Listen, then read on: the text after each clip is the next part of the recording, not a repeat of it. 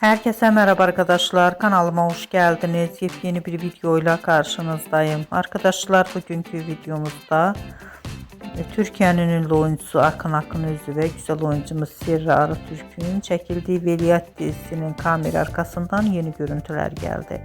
Ben de bu muhteşem görüntüleri sizler için YouTube kanalımda video halinde sunuyorum. Umarım beğenirsiniz. Arkadaşlar, videomu beğendiyseniz kanalımı izlemeyi ve bildirim butonuna basmayı unutmayın. Şimdilik benden bu kadar olsun. Yeni videomuzda görüşmek üzere. Hoşça kalın.